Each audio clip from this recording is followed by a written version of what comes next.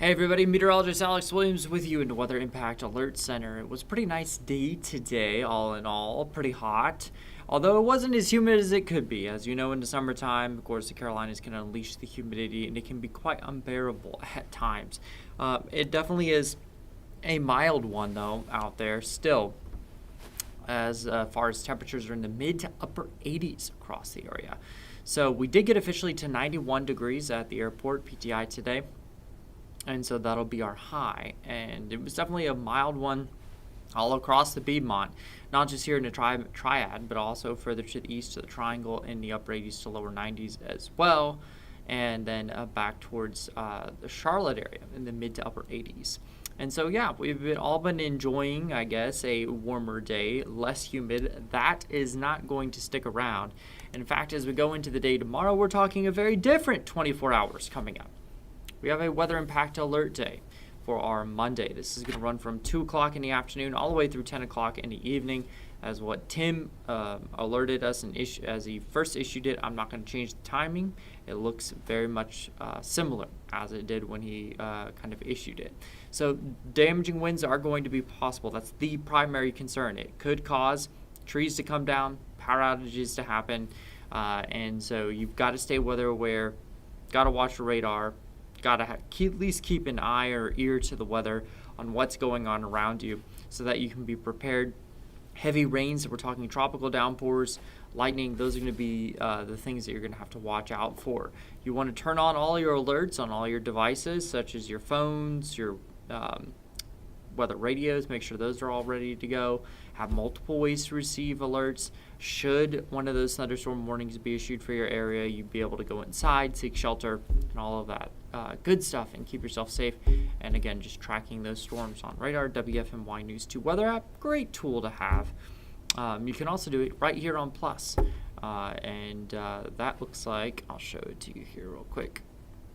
That is what it looks like. So that is 24/7 radar that we advertise and talk about all the time on the news. This is what you get. So you get a forecast here at the bottom, an hourly forecast with currents, and then you also get live radar. And so if there's some stuff showing up in your neighborhood, this will kind of go through all of our entire viewing area, all the different counties, and show you what is going on. And so again, that's what we deal with, or that's at least how we use our stream.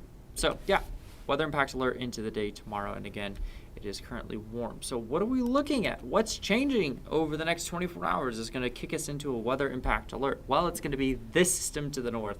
Look at this system. I mean, it is already prolifically producing multiple severe thunderstorm warnings, multiple tornado warnings in the red. The green is going to be flash flood warnings, and those are all up and down this front. The front is going to drop our way as we go into the day tomorrow, not really pushing through until Monday overnight into Tuesday, but nonetheless providing the lift, kicking off some showers and storms, and then those, once they start going, they will have heat and humidity to feed on. You can also see this little line of showers and storms, a warm front lifting to the north. So we're primarily going to deal with the cold front on the cooler side of things, but you can see some of the high cirrus clouds kind of blowing off of the top of that and moving into the Triad as we go through the next couple of hours. So that's kind of what we're dealing with, just a mess in parts of St. Louis, and really not just St. Louis, but all of southern Illinois. They have seen so much severe weather over the last couple of weeks. So the severe risk is going to stay there from Cincinnati, St. Louis, down to the Memphis area, back to OKC, out west. And that is along that front. So that threat shifts further to the south and to the east. And this does encompass the Triad, the Charlotte area, and back over to the Triangle as well.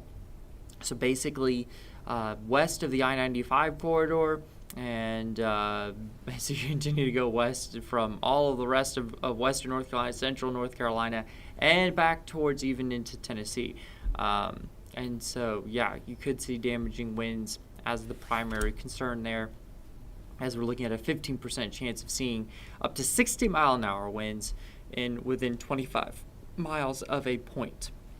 So that's any point within 25 miles of that, you're looking at least a 15% chance of damaging wind up to 60 miles an hour across the area. So because of that, and because of the damaging wind threat, and we're into that slight risk, we are going to see the potential for, again, down trees and power lines.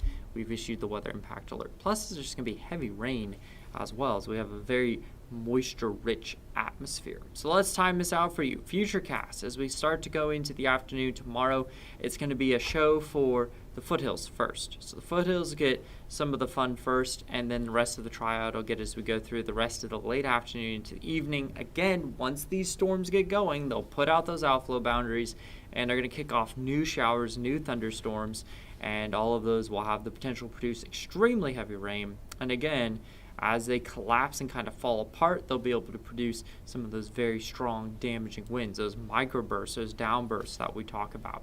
And so we'll go from the 90s to the 70s pretty quickly with some of these storms rolling on through. So that's 8 o'clock. We're not done because the front has not come through yet. So notice as we go through the evening hours, we could kick off maybe an isolated shower. So that the severe threat might be only until about 8 o'clock. We'll have to watch the trends of the other models there and see what they are indicating. But right now, again, the primary threat is wind. Hail's low, tornado threat very low, and the flood threat is about there in the lower range. Let me actually check one thing real quick. And let's check the flood risk into the day tomorrow. So let me pull that up.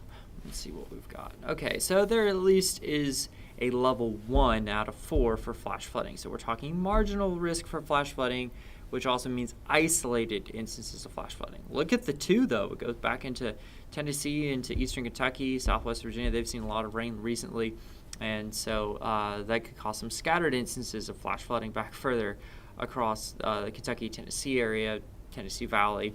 Back here at home, we are looking at least some of us a isolated instance of flash flooding.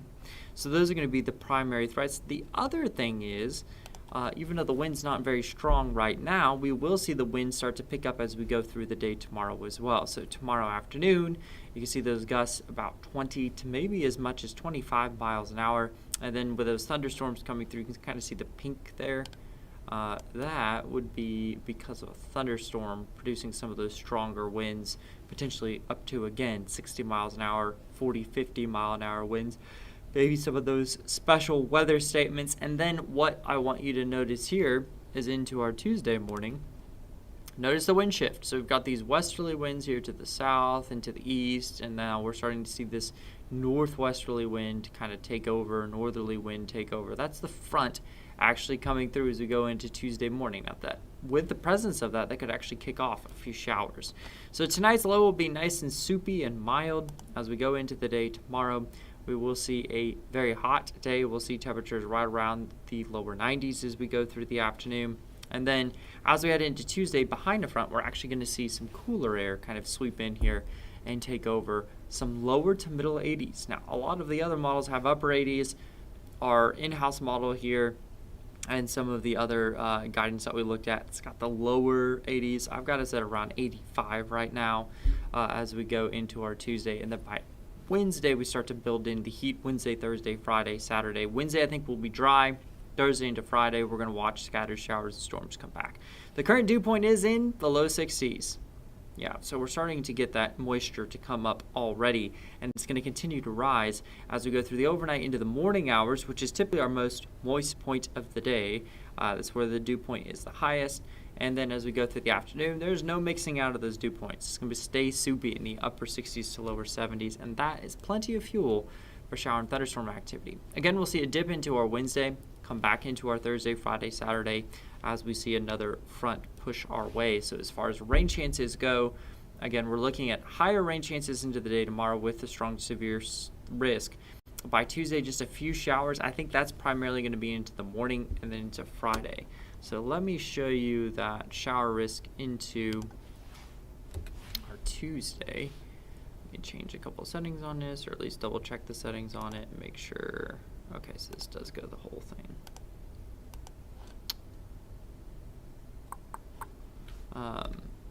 I'm going to show you the threat for the rain as we go into Tuesday. Now, our in-house model, the graph, has really been very aggressive with producing some of that. So there's the big picture. You see the front and what's left over from, maybe some of those showers and storms kicking off ahead of it. Those boundaries are going to move in, and the activity will start to kick off. You can actually see the sea breeze being pretty active into the day tomorrow as well, right along the eastern coast. But then you can see for us, those strong storms. Again, any potential of, especially if these line out and form a line of showers and storms and march eastward, that will have definitely damaging wind potential written all over it. And then as we go through kind of the later evening hours, not going to rule out a stray shower or thunderstorm. But then as we go into Tuesday, the front itself starts to push through the area, and we could see a few scattered showers as we go into our Tuesday, maybe even a few thunderstorms. You can see some maybe heavier rainfall there as we go towards the afternoon. And that's going to be as the front is pushing through. So front maybe lagging a little bit from Monday to Tuesday, maybe more Tuesday evening, seeing again, and the later that front pushes through, the warmer we'll be into Tuesday, and the more instability we'll have to work with for some of these showers and thunderstorms to push through on our Tuesday. So not a whole lot of other models have this as far as widespread of scattered showers and storms across the area. And so that'll be something we'll just have to watch as we go into our Tuesday, potentially into Tuesday afternoon, evening. You can see some of those scattered showers continuing. Then by Wednesday, cooler, we're actually going to see more of a northeasterly wind kick in, and that'll keep things definitely on the cool side as we go into our Wednesday. Much cooler, drier for us. And then we'll see another system come in as we go into our Thursday and our Friday. So what do we need to know for the evening hours? Really, we're going to be fine. We're not going to be talking anything significant tonight other than the temperatures, staying quite warm as we go towards the overnight. So by 1 a.m., we could still be in the mid-70s, upper 70s there by about 11 o'clock. So yeah, kind of a muggy evening for us for the tail end of your Father's Day. And then as we go into the day tomorrow, we'll of course be weather impact alert as we go through our Monday. See those lows in the 90s, and then mid-80s for our Tuesday, upper 80s for our Wednesday, as well as our Thursday and Friday, watching another system move through. And then into our Saturday, lower 90s coming back. Some isolated shower and thunderstorm activities driven by the heat and humidity. Very much a possibility as we go through our weekend. But next week, couple chances for showers and storms. Temperatures about normal for this time of year. The upper 80s is where we should be. Lower 90s, we could see some of those by next weekend. But again, just make sure that you're staying weather aware and you know what's going on for the weather impact alert as we go into the day tomorrow. We'll have much more coverage all throughout the day tomorrow, preparing you for those chances for storms. If anything major changes, of course, we'll also let you know. So that's what we've got going on here. And the weather in the next 24 hours, again, going to be a big change. We're going to see those scattered showers and storms producing potential for damaging wind. And so just be prepared for that. And maybe seeing some down trees, some power lines in some areas. It just depends on where we get those storms to fire up and where they collapse and how strong those winds are. We do have a lot of dry air aloft, and that kind of helps drier air is heavier, and so it can create some of those damaging gusty winds. So those will be the main threats we have to watch out for. So I will leave you here with our 24/7 stream and looking at some radar across the area and local forecasts. Again, if anything changes, I'll let you know. Have a good rest of the night, and happy Father's Day to all the fathers and fatherly figures out there.